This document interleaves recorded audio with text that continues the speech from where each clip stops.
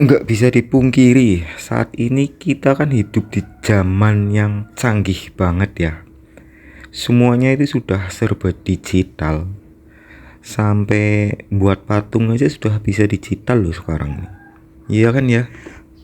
Contohnya, seperti aku buat video ini, ngomong sendiri, berbagi gagasan, berbagi unek-unek, atau ngungkapin unek-unek, atau berbagi informasi. Dulu nggak bisa loh seperti ini. Dulu kalau kita mau berbagi informasi apa mau ngungkapin unek-unek itu mesti buat artikel dulu, kirim ke majalah atau koran, dan belum tentu diterbitin itu loh ya, zaman dulu itu. Nah, zaman sekarang udah enak banget, tinggal buat videonya, ngomong sendiri, upload gitu kan ya. Sudah enak zaman sekarang ini. Sekarang di video kali ini aku akan bahas, atau aku akan ngomong sendiri itulah, tentang beberapa hal yang perlu dipersiapkan untuk mulai bikin patung.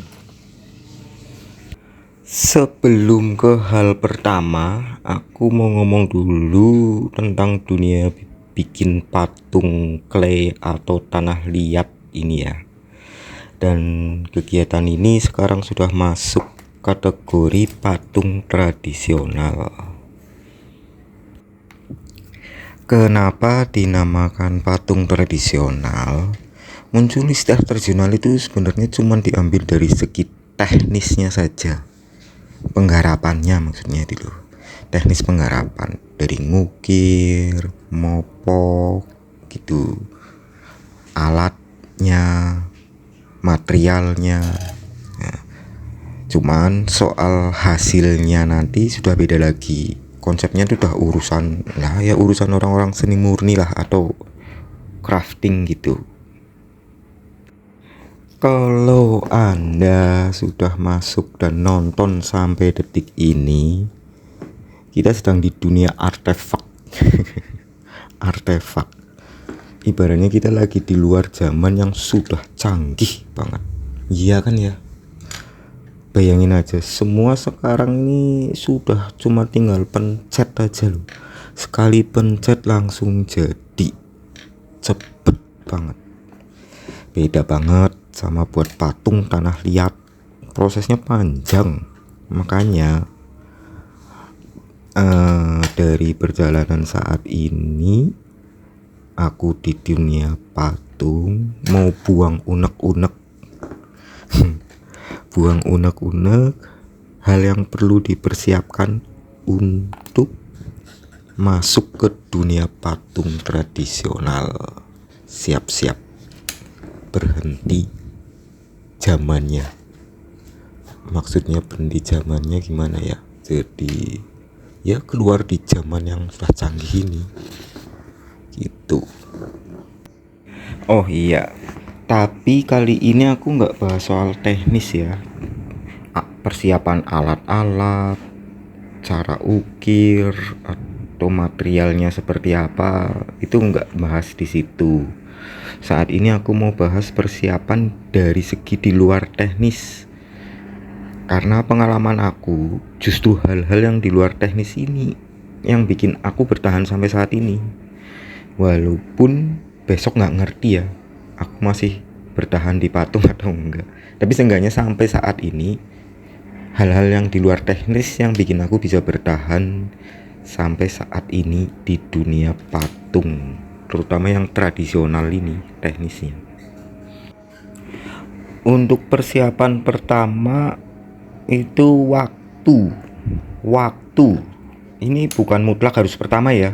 Pertama di sini cuma bagian untuk poin-poinnya saja. Kembali ke persiapan pertama yang waktu ini. Kenapa waktu?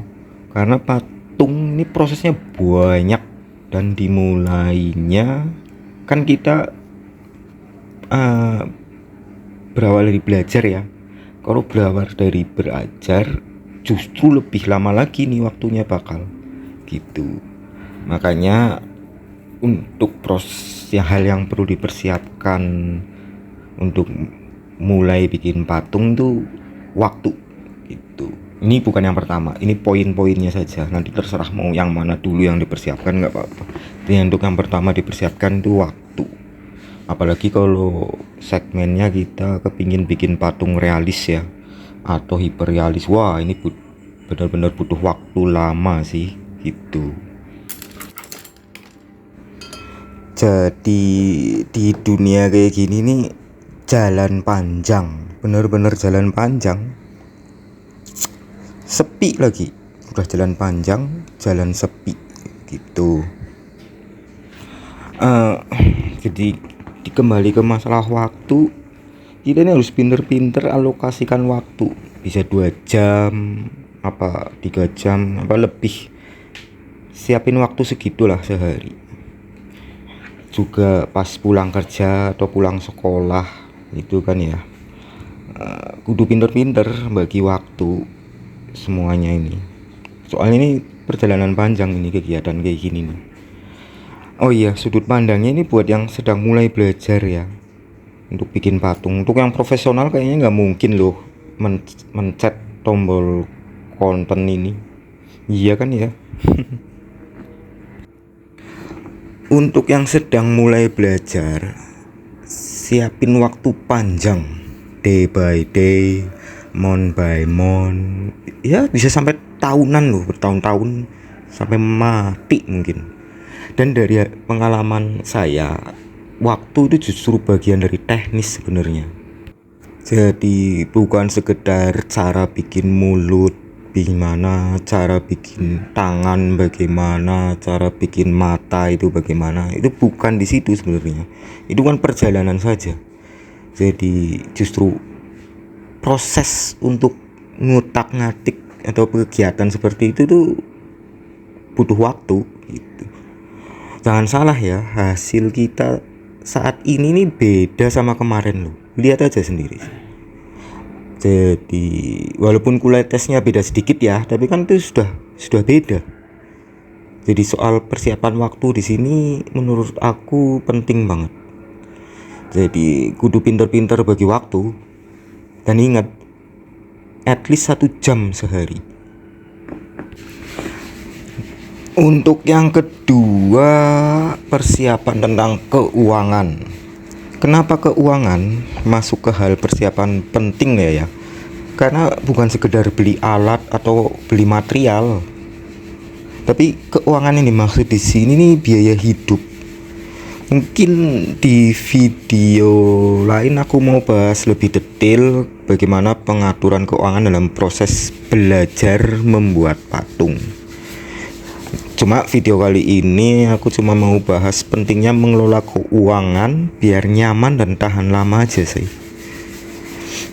Kembali ke hal persiapan pertama tadi, kegiatan ini itu perjalanan panjang. Jadi kalau dari sudut pandang kita baru mulai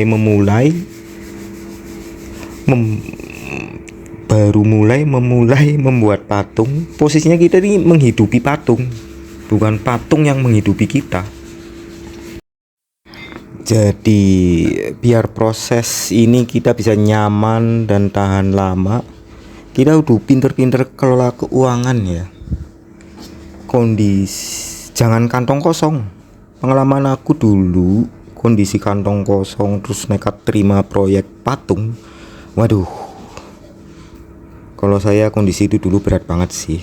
Kalau saya ya, kalau Anda atau kalian semua mau nyoba kondisi seperti itu ya silahkan saja sih, nikmati perjalanannya juga sih. Tapi kalau saya dulu berat sih, kondisi kantong kosong terus main-main di dunia patung. Untuk sementara 2 hal itu sih, waktu dan keuangan. Tujuannya sebenarnya cuma untuk kenyamanan aja, biar tahan lama. Jadi kalau kita punya 2 hal itu proses kayak gini nih bisa tahan lama sama nyaman. Jadi kalau kerjanya nyaman kan hidup dan karyanya tuh rapi, nggak serampangan gitu. Kalau dilihat dari segi spiritual ya aura karya kita, patung-patung kita beraura positif. Ya gitu aja dulu sih. Lanjut ke video berikutnya di tema lain. Apa lanjutan dari video inilah, nggak tahu. Pokoknya lanjut ke video berikutnya.